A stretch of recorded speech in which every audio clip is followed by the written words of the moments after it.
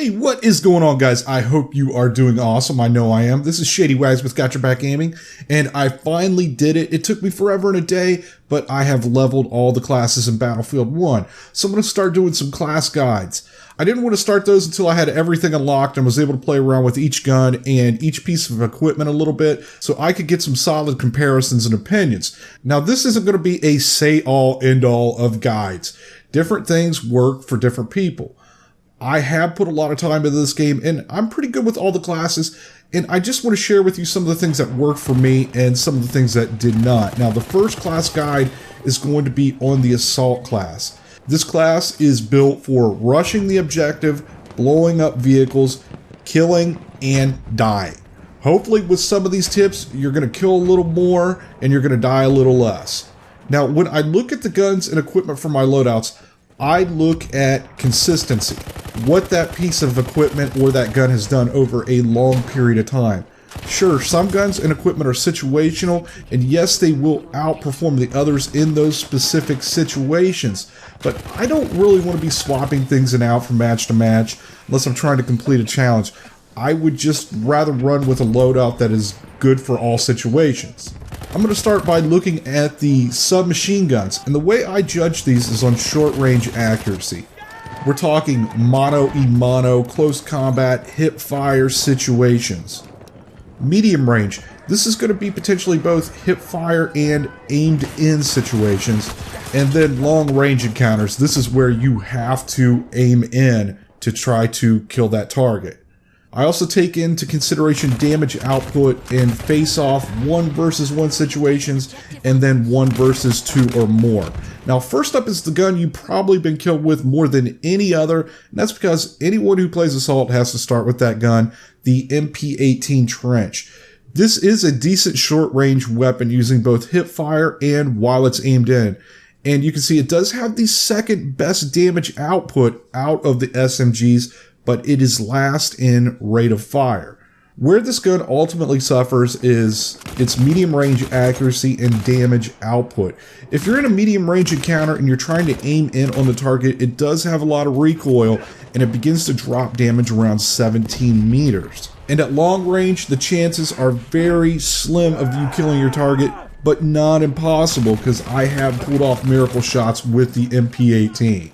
It does have the potential to kill multiple targets with one clip, as it normally took me around half of the clip to take down a target, but the issue ended up being every time the rate of fire.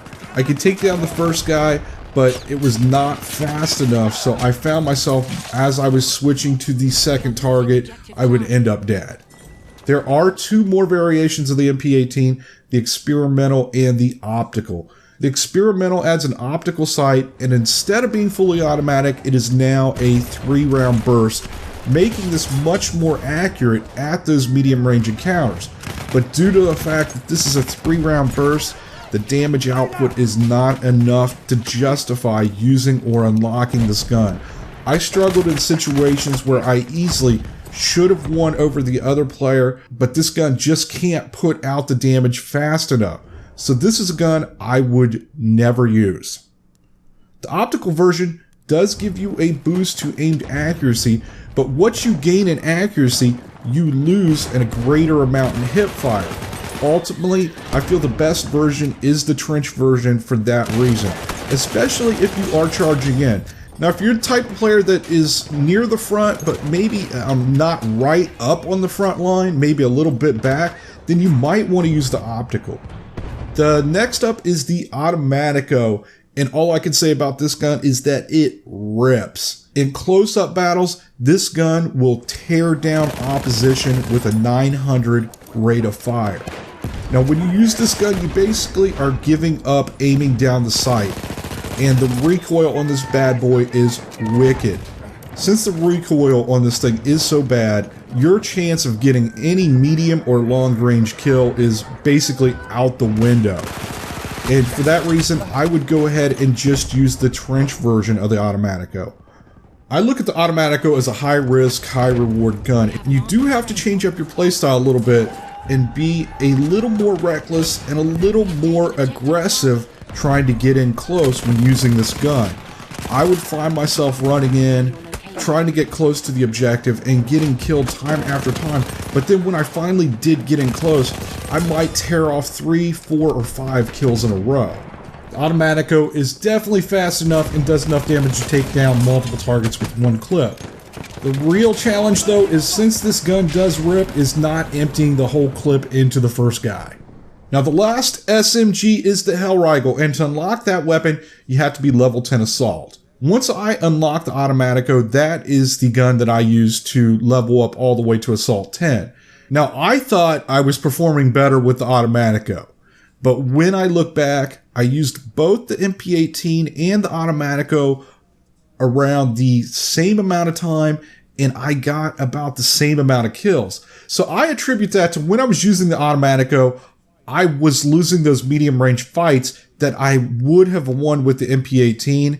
So in this situation, it's an either or. In my opinion, if you're the type that's going to sit in one spot and defend a small area, I would most definitely recommend the Automatico.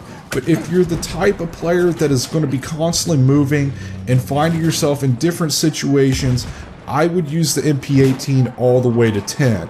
Now, is it worth it to rush to 10 to get the Hellriegel? Most definitely. This gun outclasses both of those guns hands down. It does more damage than MP18, and it has better range than both the MP18 and the Automatico. When I unlocked this gun, I became an absolute killing machine. I was now able to put together 2, 3, 4, 5, 6 kills in a row over and over. Now the Hellriegel does have 2 issues. The first being, it is not as good as hip firing as either the MP18 or the Automatico. And the second issue is the lack of ammo. It does do more damage, which means less bullets, but I found myself surviving for much longer periods of time. And what that led to is there would be points when I was running around with my pistol trying to find more ammo for the Hellriegel. Now, despite both of these issues, this is the assault gun I prefer to use due to its versatility. The shotguns are what they are, high-powered damage dealers at close quarters, but at medium range the threat is minimal. I think if you're going to compare these to anything, it would be the Automatico. They are also wildly inconsistent. There are times when I found myself killing multiple targets easily, and then times I could not buy a kill with a shotgun. So if you want to use the most consistent gun that's going to be relevant in almost all situations, I would go with the MP18 Trench or Optical all the way to 10 and then switch to the Hellriegel. I'm not going to go through every pistol. This is basically pick your poison. Do you want to use high damage, low rate of fire, or low damage, high rate of fire?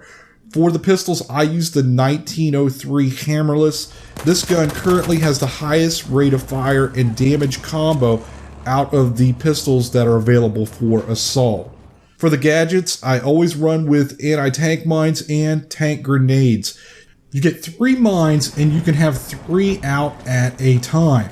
At the beginning of the match, as I approach the middle objectives, if it's a map that does have vehicles, I go ahead and I place 2 of them down at an intersection or an area that I know that tanks frequent. And then I just leave and I kind of forget about them. 2 mines are enough to disable the tank tracks and then blow up that tank.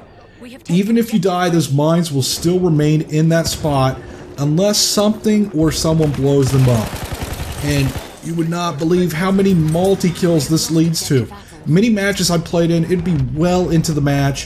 It would just be in the back of my head that they were still there, then out of nowhere, boom, somebody drives over them. This does leave you with 1 mine left, and you can either place that down somewhere else. In my case, I use it to go after tanks by trying to get in close and then place the mine down. If they hit that, it disables the track, and then I can use the anti-tank grenade to blow it up. I use the tank grenades because they are multifunctional. You get 2 of those, you can use them to blow up vehicles and blow up infantry. They will detonate on immediate impact with a vehicle. If you throw them with the intention of killing other players, they do take a short time to defuse, and they have a short range. It's actually much shorter, the distance you could throw them, than I think it was even before the last patch. Personally, I don't like the AT rocket. You have to be prone to use that, and it is slow to reload, and that forces you to stay in one spot. The same with the dynamite, due to the fact that you have to run in and throw multiple sticks down, then back away, then detonate it. It just takes too long to pull that all off, and most of the time I ended up killing myself. For grenades, these really are just depending on the match type. I generally use just the standard frag. You can use impact, it is less damage. I would not use incendiary with assault because you want to be running in, and if you throw the incendiary, it possibly could block the path of where you're heading. For the melee weapon, I use the hatchet. I use that for its ability to destroy both wood and wire. Now for some assault tips. More than any other class, you need to watch the minimap. The map is going to provide you with a lot of valuable information. By watching what objectives are being taken or are already taken, that's your key to where the other players are potentially coming from and where they're heading to. So have that mini-map zoomed all the way out so you can quickly look at that for quick reference. The players that have been targeted and show up on the mini-map, if they show up as an open square, that means they're either above or under you. And if the square is solid, that means that enemy player is on the same elevation as you. When you are on an objective, watch the gauge to determine how many players from the opposing team are in the area. If it's equal parts blue and red, then you are at equal strength. So if you're the only one there, and it is in the middle, there's one bad guy here.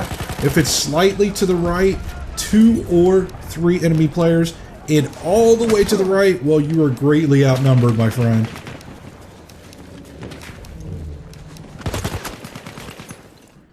I'm really guilty of this one, and I need to start following my own advice. If you're in a group that is not communicating, do not spawn on other players. Instead, spawn on objectives. More often than not, you're going to spawn on that other player blindly. You have no clue really where they are or what they're heading into, or if someone is behind them, and you'll spawn in dead. If you're in a group that is communicating, ask someone before spawning in on them if it is safe. By doing this, you will definitely cut back on your deaths. Learn the map and run the same paths. As Assault, your biggest threat while running from point to point is going to be snipers and medics. So knowing where they potentially could be at on the map and being able to avoid those areas or being able to get into those areas is going to be pivotal. If you begin running the same path from point to point, what that's going to do, it's going to train your eyes where they need to look. You want to mix it up and use everything around you and that's available to you. Jump on an AA gun and blow up those bombers. Jump in a tank. Use the heavy machine guns. Make sure to go after those tanks even if it means sacrificing yourself. That's really going to help your team win these matches. Assault is my favorite class to play, but to play it you do have to be somewhat tolerant of dying because you're going to die a lot. But as much as you die, you're going to pull off some amazing things, and that makes it all worth it in the end. Those are the things that you're going to remember at the end of the match.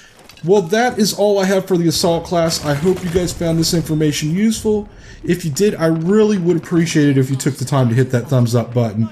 Thanks for watching, and until next time, later.